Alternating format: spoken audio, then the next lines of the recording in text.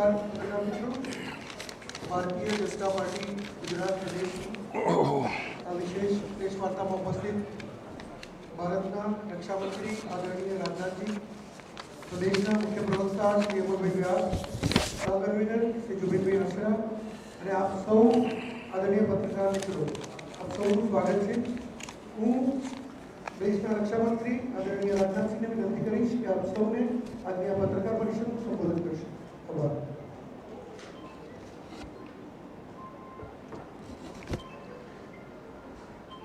तो लंबे समय के बाद हम लोग मिल रहे हैं।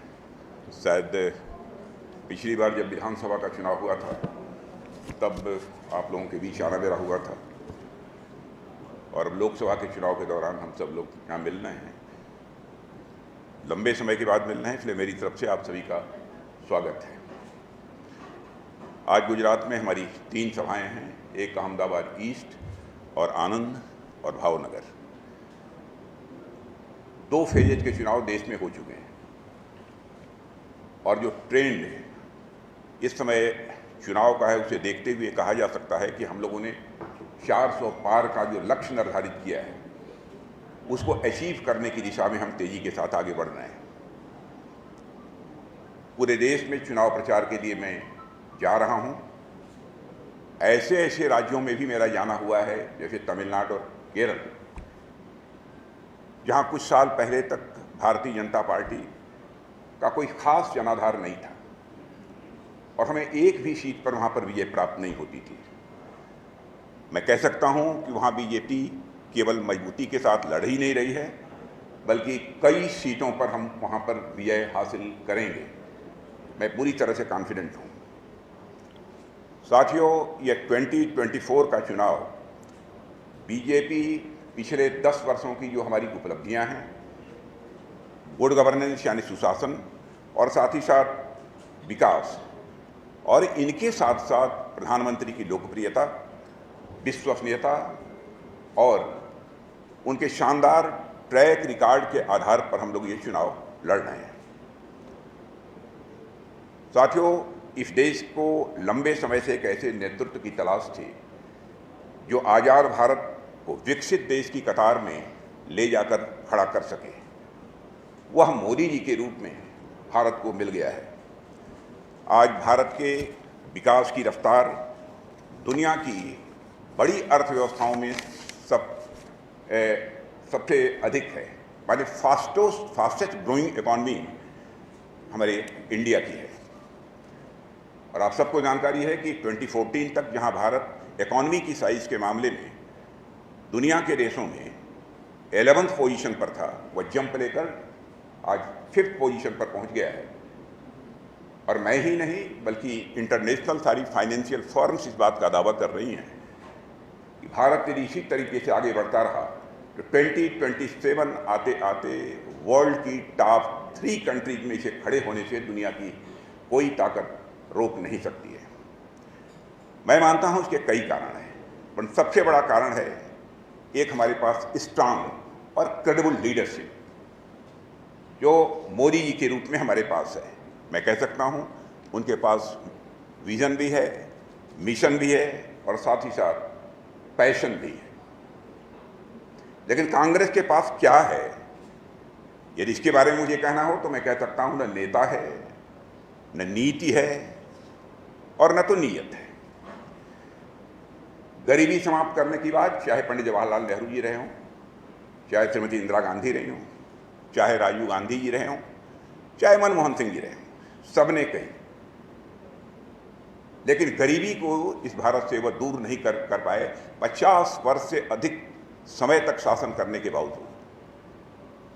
लेकिन सारा विश्व सच्चाई को जानता है कि पिछले 8-9 वर्षों में ही 25 करोड़ लोगों को गरीबी रेखा से बाहर करने में स्वतंत्र भारत के इतिहास में पहली बार किसी सरकार ने कामयाबी हासिल की है। तो हमारी सरकार ने कामयाबी हासिल की है। इंटरनेशनल मॉनेटरी फंड की यह रिपोर्ट है कि आज भारत में गरीबी सबसे निचले स्तर पर है। लेकिन हम इतने से ही संतुष्ट नहीं हैं।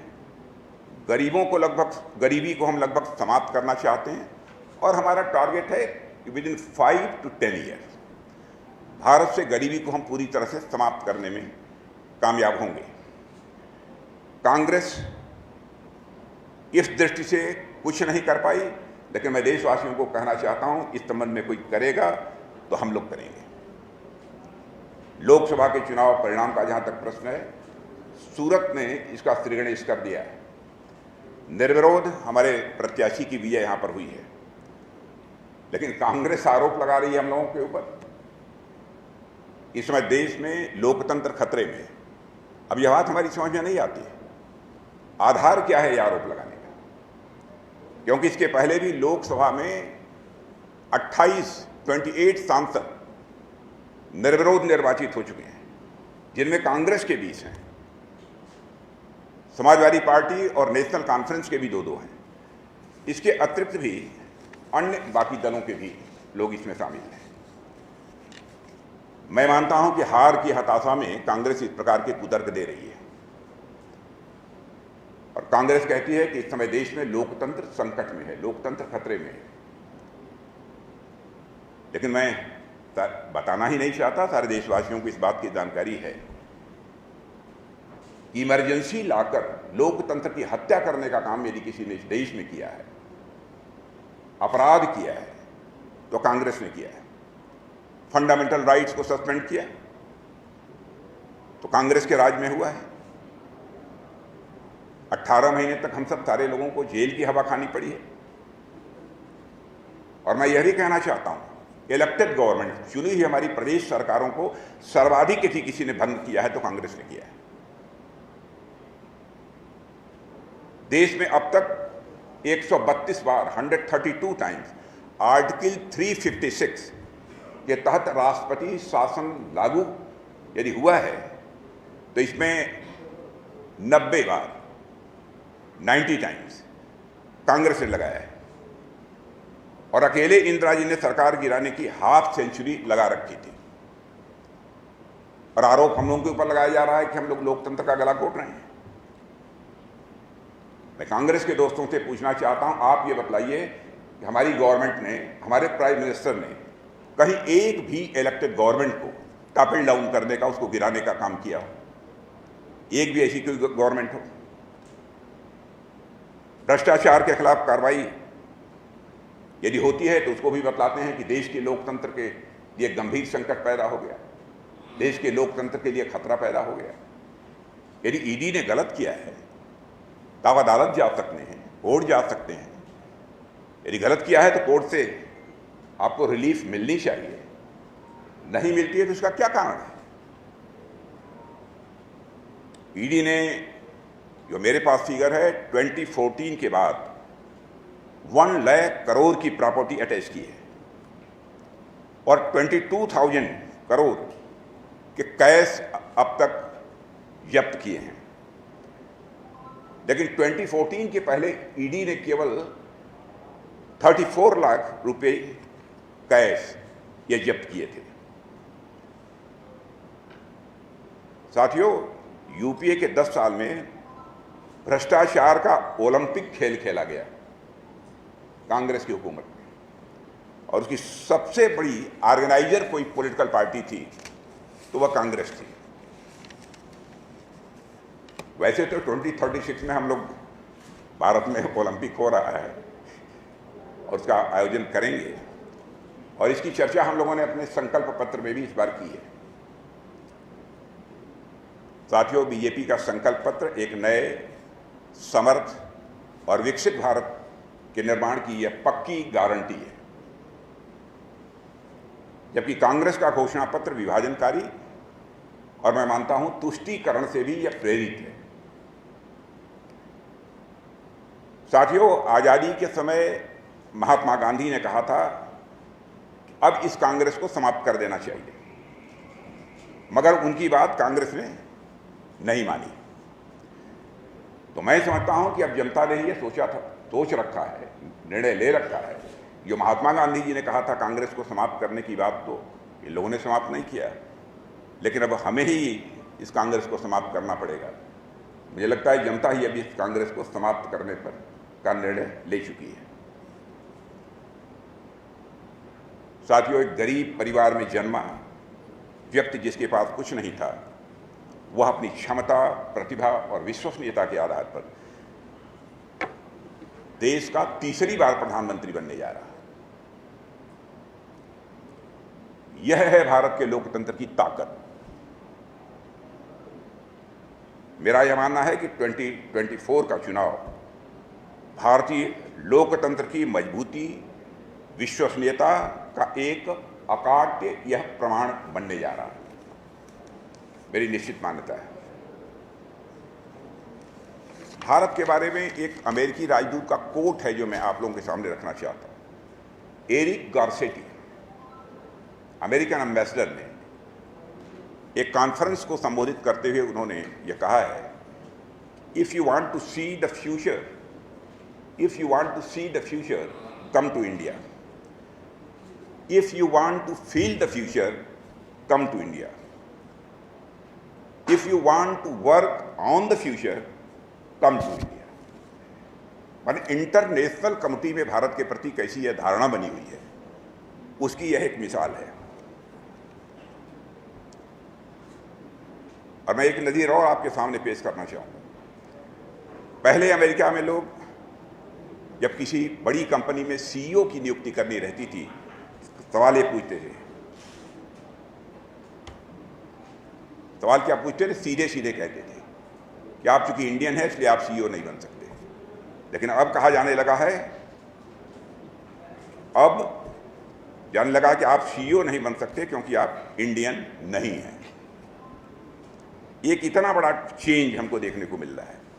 और आज दुनिया की कंपनियों की सूची में हर 10 बड़ी कंपनी में एक सीईओ यदि किसी देश का है तो भारत का है। यह हमारी एक मेजर अचीवमेंट है जो कि पिछले 10 वर्षों में हम लोगों ने मोदी जी की लीडरशिप में हासिल की है। और भारत का स्टेचर तो इंटरनेशनल कम्युनिटी में तेजी के साथ बढ़ा ही है, सारी दुनिया स्वीकार करती है। तो मित्रों, मेरी तरफ से बस इतनी ही बात है। आप लोग कुछ पूछना चाहें पूछ सकते हैं। अभी चैनल का नाम, मीडिया का नाम पहले बोलिए, बाद में नाम बोलिए, बाद में माइक आप ही लो। मैंने ऐसे बोलिए।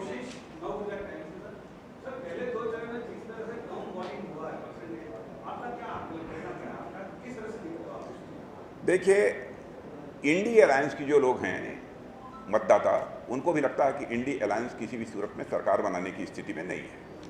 उनके अंदर हताशा और निराशा है। स्वाभाविक रूप से एक वोटिंग के प्रति एक जो इंथुजियाज्म होना चाहिए, उत्साह होना चाहिए, वह उत्साह उनके अंदर नहीं है। एक कारण तो यह भी है, एक कारण थोड़ा गर्मी का भी हो सकता है।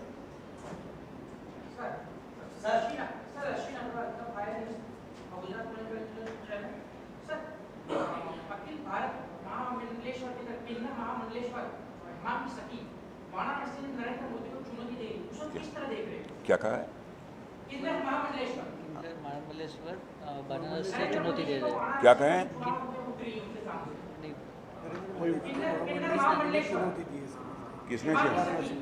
किसने चुनौती दी? नहीं, बनारस में फॉर्म करेंगे, बनारस में चुनाव लड़ेंगे महामंडलेश्वर। अरे भाई, चुनाव देखिए, मुझे जानकारी नहीं है, लेकिन चुनाव तो कोई भी लड़ सकता है।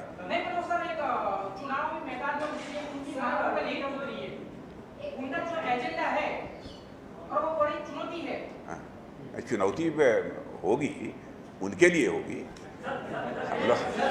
हम लोगों के लिए चुनौती नहीं है।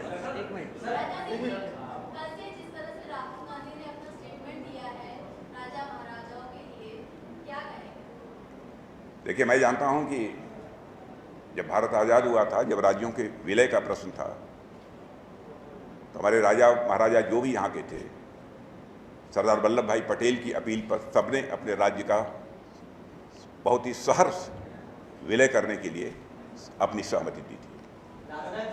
प्रधानमंत्री का भी बयान आया है, राहुल के बयान के बाद प्रधानमंत्री ने कहा है कि कांग्रेस के जो सहजादे हैं